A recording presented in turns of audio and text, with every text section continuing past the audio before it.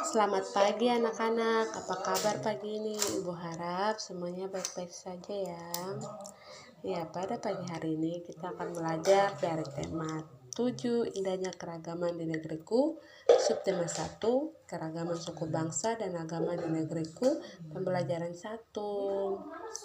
Nah, sebelum kita belajar, sebaiknya marilah kita berdoa. Berdoa menurut agama dan keyakinan kita masing-masing. Berdoa mulai. Berdoa selesai. Ya anak-anak, ibu ingin bertanya, ada yang tahu semboyan negara kita? Ya, semboyan negara kita adalah Bhinneka Tunggal Ika. Arti dari Bhinneka Tunggal Ika adalah berbeda-beda tetapi tetap satu. Ya anak-anak, ibu punya teks cerita. Ayo kita baca bersama-sama. Ya, suku bangsa di Indonesia. Sejak dahulu kala, bangsa Indonesia hidup dalam keragaman. Kalimat Bhinneka Tunggal Ika pada lambang negara Garuda Pancasila bukan cuma slogan. Penduduk Indonesia terdiri atas beragam suku bangsa, agama, bahasa, adat, dan budaya. Tetapi semua dapat hidup rukun berdampingan di negeriku. Berdasarkan hasil sensus Badan Pusat Statistik BPS tahun 2010, bangsa Indonesia terdiri atas 1.331 suku. Berdasarkan sensus itu pula, suku bangsa terbesar adalah suku Jawa yang meliputi 40,2% atau 40,2% dari penduduk Indonesia. Suku Jawa ini merupakan gabungan dari suku-suku Papua di Pulau Jawa, yaitu Jawa, Osing, Tengger, Samin, Bawean, Naga, dan suku-suku lainnya. Suku yang paling sedikit jumlahnya adalah suku Nias dengan jumlah 925 jiwa atau hanya 0,44% dari jumlah penduduk Indonesia.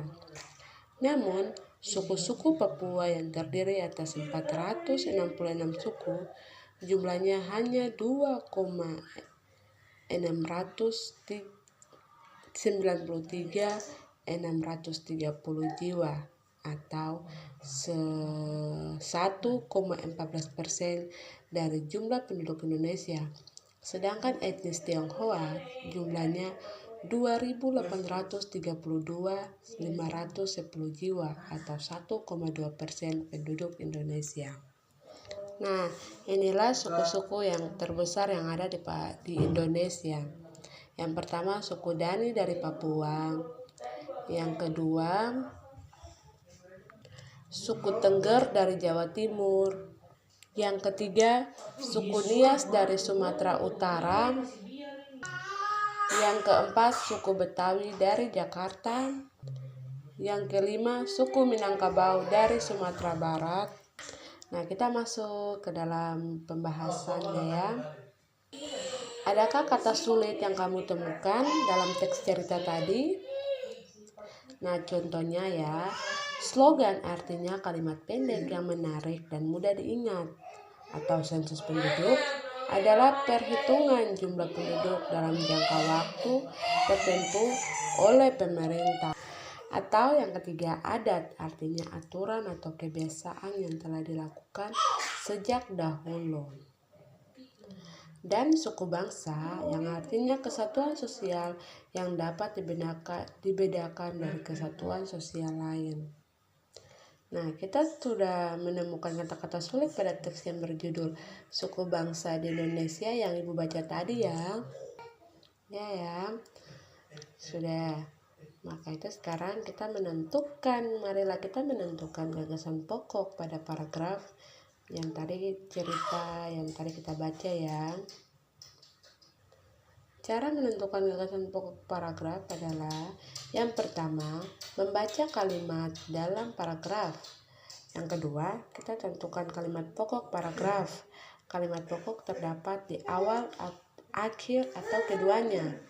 Dan yang ketiga, kita tentukan gagasan pokok paragraf dengan menjawab pertanyaan apa yang sedang dibahas. Nah, kita sudah mencari gagasan pokok yang pertama adalah paragraf yang pertama adalah bangsa Indonesia memiliki beragam perbedaan, tetapi penduduk Indonesia tetap hidup berdampingan. Dan paragraf yang kedua, berdasarkan hasil sensus penduduk Badan Pusat Statistik BPS tahun 2010, bangsa Indonesia terdiri atas 1.331 suku.